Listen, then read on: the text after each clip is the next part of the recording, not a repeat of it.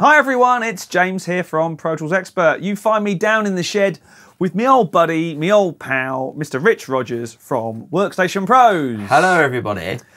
This is the man who is kind of responsible for my rather lovely Workstation Pros pimped, what's it again? It's HP Z840. One of them, yes. Yes. And we've been tweaking it and doing some tweaks today and some loveliness. We have, yeah. You've kind of had it for a good few months now, haven't you? So yeah, we're gonna kind of have a chat, I think, about how you've been getting on with it. The switch from Mac. The switch. As so many people have kind of been following, haven't they? And looking at the few write-ups that you've done. Mm-hmm. So yeah, it'd be really interesting to get some feedback from you and see what your thoughts are, and yeah, and maybe any woes, but hopefully not. So thinking out loud just for a minute. Yeah. It's been quite a big change for me. Yeah. It has been quite a big deal. As I've said for many times on podcasts and on interviews with you and stuff like that. Yeah. Once you're in Pro Tools, really, it doesn't make a great deal of difference. If I'm totally honest, the Pro Tools side of things has been a doddle. Right. It really has. Pro Tools has been super stable. I've been, as is part of the PTE job, lots of different interfaces, lots of different setups, lots of different plugins and stuff coming in. There's quite a few that you seem to have plugged in at the moment. There's a few different scenarios just in the last week we've been through. And it's not batted an eyelid. It really hasn't. It is now a much cleaner system, Yeah. I'll be totally honest, than my old Mac, because this system has been around for months, and my Mac Pro was running for 10 odd years, and quite frankly hadn't had a real clean out in quite a while. No, as previous videos discussed. Yes, yes. But the Pro Tools side of things has been a doddle. It just works. Yeah. There's a few plugins that I really like that aren't available on PC yet, Yeah. but that is definitely a yet rather than a will ever be. And in some ways, there's some programs I've been using that are only PC. PatchCAD being one of them. Right.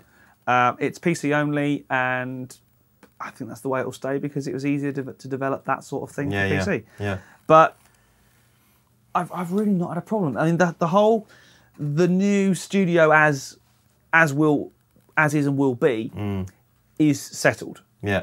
The desk, the Antelope Orion 32 HD. Yeah. Which I've been lusting over. It is, but it ticks so many boxes. Yeah. Especially now, and you'll see this at some point, the whole MADI thing coming into play. It just ticks so many boxes. Now, I'll be totally honest and say, through probably my levels of stupidity and probably my levels of impatience, I might have phoned tech support for various companies a few times to try and get things to go. Everyone's got to look at the manual once. Actually, Charlotte will testify that, yeah, we did look at the manual for one thing this morning. It does happen from time to time. You heard it here first. But it's the stuff around Pro Tools, which has been a little bit more like hard work. Yeah. Getting my head around the file structure. Yeah, of course. And some of the little things that aren't quite so... Let's face it, Apple and the Mac OS, it's been a long time in the creation for us creatives. And no matter how you cut it, call it whatever, Windows is much more of a... has been... Let me rephrase that. Much more of an office type system. It's not built for friendliness. It's not built for... I've always looked at it that it's more whatever you're working within, it's structured for that. Multitasking isn't always its strong point. No. So the whole thing, you know, in Mac, where you can jump from window to window, app to app, I don't think it's got that elegance, has it? No, definitely and not. I completely agree with that. I mean, you know. But the fact that this machine is so ridiculously pimped, and I will not even begin to apologise for what we've done to it. The 2 UAD cards, the UAD USB satellite, the XGX card, the Thunderbolt card, the fact that it's covered in USB 3 ports. Hot swap caddies. The caddies, the 4 internal drive bays, X, Y, Z, yada yada yada. Yeah. It is. I mean, and we haven't even talked about at any point pimping the processors or upping the RAM or anything like that. No, I didn't think you'd need any more power just for the moment. But, No, you know. not quite yet, but we can. Yes. Oh, yes, we certainly can. They say power corrupts and absolute power corrupts absolutely. I think I'd be completely over corrupt. What do you mean? Yes, something like that. But there's been a few little niggles that we've fixed today. Yeah. The first one has been what I'm going to refer to as quick look or preview. Yep. And you've put a piece of software on there called SEER. I think it's SEER. It must be SEER. SEER as in steak, not SEER. Oh no, that's like no SEER. No, that's SEAR, isn't it? So I don't know. We'll have to talk to the developer. It's a small little app that they give you a basic version that's free. You know, beautiful freeware. There's so much of it on Windows. And it will look at all the codecs that you've got in there because you use it for a lot of your video stuff. Yeah. And we ran it through quite a few different formats and it picked up every single one. You know, hit spacebar, it will play.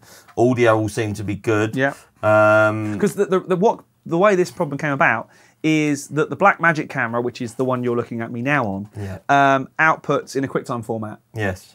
Or should I say, we've chosen to output in a QuickTime format before Blackmagic users the world over go, you don't have to do it like that. Yeah. And what I was finding was you double clicked on the file to open it, to preview it, and it was saying this is not a valid file format. We were like, oops. Yeah. And the alarm bell started ringing fairly early on. Yeah. And then we realised it wasn't that, it was just that we didn't have the codec installed. Exactly. Downloaded QuickTime and it all opened fine. But every time we then tried to open that file, it was playing the game, or wasn't playing the game. Yeah, and I think especially when you're trying to go through loads of takes, you know, just hitting that space bar is super. It's what you're used to doing. It's exactly it's what I've been used to. So that one's resolved though, and no cost. You know, no, it'd be lovely if maybe Windows included it, but they don't. But we've got an app for that. So isn't that using an Apple? But anyway, moving on. The other big thing... Old habits, you know. Yes. The other big thing we've been talking about is backup and storage. Yeah. Now, this thing has a stack of storage on the inside. We've got kitted it out with, what was it, 3 512 SSDs on the front for media and stuff. Yeah. I've put 2 6 terabyte drives on the inside for kind of... Flash storage for the OS. It's, never ending. But it's all very well having that, but drives do fail. Yes. I've never had quick touch wood. I've never had an SSD die on me yet, but I don't want it to be a first time. No. So we're setting up a QNAP system. QNAP NAS, so network attached storage, which, it's just going to sort of hang off the back end of your network. It'll sit in the living room underneath, under the sofa. Yeah. Also, all remotely controllable. You know, I think you can look on your iPhone and hunt through it sitting on the beach, as I'm sure you... Yeah, that's going to happen. But we've got... like a bloody beach in here. We've got 4 drive bays, which we've put in, I think, 4 terabyte drives. Yeah. And that's just going to sit there in the background and just go, I'll have that. Exactly. You know, maybe we can do a really boring backup video one day. I'm already half asleep myself. But yeah, you know... I can't emphasise it enough, can you? Only a client the other day, their system went down and it was a horrible chat because they just hadn't backed anything up, you know? Stuff gets lost, it happens. Yes. But we all know that, boys and girls, don't we? If you haven't been bitten yet, don't think it won't happen to you, because it will. Yeah. And if you have been bitten and you think, oh, that's my time, it will happen again. Yeah. I promise you. Yeah, the more media you make, the more stuff you create, it will happen to you. Yeah, unfortunately.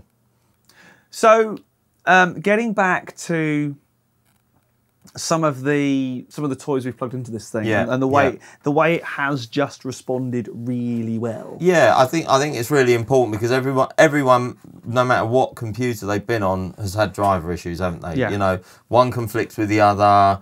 You're then trying to, especially, you know, reviewing it, I couldn't even imagine it. Even if I move from one brand to another over a few years, there's usually always something. So for you to be hot swapping just about every brand in and out. Yeah, pretty much. We've had The UA stuff, the Apollos have been brilliant on it. Yeah, all the UA solid. stuff, the drivers are really good. We did the video a little while ago.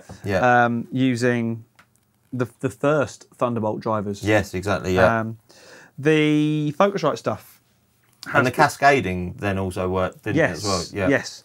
The Focusrite Clarets have been great. The couple of times I've used those. Focusrite, take note. We need a Thunderbolt driver for the Red 4 and the Red 8 please, for Windows. You can do it for the Clarets. You can do it for the Red series, please. Enough said. At the moment, I have to admit, purely because of real estate, size, I/O quantity, I'm falling in love with the Antelope Orion 32 HD. I can't take my eyes off it, I'll be honest. And you always used to say it to me. It's working so, because of the console being a 24-channel format, everyone said, why on earth do you want a 32-channel I/O? Yes. Well, actually, it could be a 60-input console if I really wanted to. Yeah. That's a whole nother story for a whole nother game. Yeah. But, you know, the 32-channel I/O and the 24-channel console have just balanced up so well. I'm mixing on 32 channels now. Yeah. I can use the extra inputs for effects returns. Right. So I can use software reverbs on a hardware console. Yeah, very nice. And everyone's going, that's no latency. Absolutely. It's very, very cool. Another thing to probably mention as well is that this is dual I/O, isn't it? So you've got USB, and isn't one running into the Mac as well? I haven't at the minute because the control app for the Orion is on the PC because it controls all its routing and mapping. Right. I mean, I can control it from the Mac. I could have it plugged into the Mac and controlling the PC. That's not a problem. Both ways round work. I can actually use the iPad app to control. Yeah. So what I can do, if I'm in a, should we call it a dual record, dual redundancy scenario, I could have the HDX card linked to the PC, and I can have the USB linked to a Mac or another PC. Or which whatever. In studios where they are running multiple platforms, which I think is, you know, we've discussed it before, and that's the way a lot of studios seem to be heading now. A lot of the clients we talk to, you know, if an artist comes in, they're going to be on a MacBook. It's just, that's the way it is. You know, 9 times out of 10, they're not going to be coming in on, you know, whatever PC variant there is. It's always on a MacBook. But yeah, it may be that main workstation that's running the Pro Tools session is a PC. And I think that's really important. And maybe what some other companies should take heed of is that we're going to see more multi-platform necessity. You know, more people are going to say, well, look, you know, I need to have that more power. I want to go on a PC. Just similar to, you know, you've got that set up. You've got a MacBook and you've got a PC Pro Tools rig. So, but the fact that, and this is not a plug for the Orion, although it clearly is turning into one. The fact that you could have, and I will be doing, I'm sure at some point, a redundant session running onto the MacBook as a backup, as a total redundant system. But if you're in the studio and you want to plug into it, you can take your session away there and then because you're streaming running onto that system at the same time. No, very neat. Very, very cool piece of kit. I mean, the Joco seems to work really well. Again, 24-channel I/O. The cool thing about that, of course, is the fact that you can plug a hard drive on the back of it, and it is its own redundant recording system, which is very, very cool. All the Avid stuff seems to be working. The 11 rack works perfectly as an I/O. I think what this really sort of proves that I get asked loads is, you know, everything works lovely on a Mac, always has done, I'm going to go to Windows, I'm going to get blue screens of death, it's going to fall over, it's not going to be stable. If anything, from what you've been telling me this morning, it couldn't be any more stable, could it? I've had one crash. Right. I've had one crash, and that's not anything to do with Pro Tools or anything to do with the new video system that I'm having to run. I'm learning Adobe Premiere because obviously Final Cut is very very Mac only. I installed the download of another video editing platform, and I won't sit here and now, and it crashed the system. Right. I don't really know why. Right. It might have been because there was other things installed, stuff sitting around. Yeah. But it didn't like it, so I haven't used it since, Yeah. funnily enough. I wasn't that bothered. I was up for giving it a try, but it crashed the system. So, hey. These things happen. But some of the other benefits are hot swap drives. Yeah, makes a big difference. It makes a massive difference. Yeah. Memory card slots on the front. Boom. The number of cameras we're dealing with now all the time with memory cards. I'm looking at them all. Yes. GoPros, DSLRs, Blackmagic camera, the 2 camcorders we use. Yeah. I think we're up to about 10 cameras potentially. Yeah. And to be doing that kind of, it's not a big deal. Command E, wait, spit it out, right? But just to be it's part of the workflow, isn't it? Exactly. This is it, you know, and if you're sitting down to get stuff done, especially when there's 1 or now 2 of you doing this stuff. They don't know about Charlotte yet. Oh, right. They just thought you was getting even better at your job. I'm learning how to move the camera at the same time as being in the shot. With the foot. So, I think all in all then, you're a happy camper. Happy PCer. Yeah, amazing. I'm very politically correct. That's the biggest joke of the day. Yeah, that is. It's working. Yeah, amazing. Well, that's, from our point of view, that's all we want to hear. And it wasn't, I haven't been kicking and screaming. I haven't been panicking. I've only had about 2 phone calls from you, so. And most of them have been due to being an idiot. Yeah. You know, why is that not working? Oh, it's not plugged in. That's going to make a difference. Yeah, yeah. The power lead one was good. Moving forward, we're going to do much the same thing as you helped me with my Mac Pro. Yep. We're going to be trickling technology into it. Yes. And the first one is a cardboard box. Yeah. It's not so rock and roll, is it? I don't know how I'm going to make it fit, but I'm going to do it. My Mac Pro had a Blu-ray disc installed. Well, didn't have a Blu-ray disc. Oh, sorry, the Mac did. Yes, Mac Pro had a Blu-ray disc installed, which I did. And crazily enough, it still works. And actually, I found Blu-ray a very, very useful backup, a large-scale backup solution. 25 gig on a disc. Yeah. And they're less than £1. Yeah, yeah. As hardware backup, it's a very, very cost-effective solution. Yeah. Gets a large amount of data off the system and onto a backup storage solution. Yeah. Yes, I have heard rumours that people are now starting to hear that their early CDs are starting to break down. I think they oxidise or something, don't they? And it starts, they start to bubble up and whatnot. But they're, you know, from 1980, 1983. Yes. So I've got a little while to worry about it. I think you're okay for a while. And by that point, we'll have Google flops of drive. Yes, I love Google flops. Of drive space. My favourite. Teraflops even, or whatever. Petaflops. Yes, that too, of drive space. So I'm pretty sure... Flip-flops. Yeah, only for the beach. Where we'll not be worried too much about 25 gigs worth of space on a disc. No. But for now, it's a great storage solution. So we're going to get that in. Angel Bird. Yes. Our favourite Austrians. Now, we've already got one 512 gig Angel Bird SSD in one of the hot swap slots. The finest recording SSDs known to man. Yes. And if you want to start a discussion on one SSD versus another, please go somewhere else because I don't care. What I care about is speed and data transfer. Yeah. And actually, the Angel Birds... They have the best sustained rate. Yes. Which is what we want, you know, especially if you're recording, I don't know, 20 tracks at once. 32 often. Well, there you go. Show off.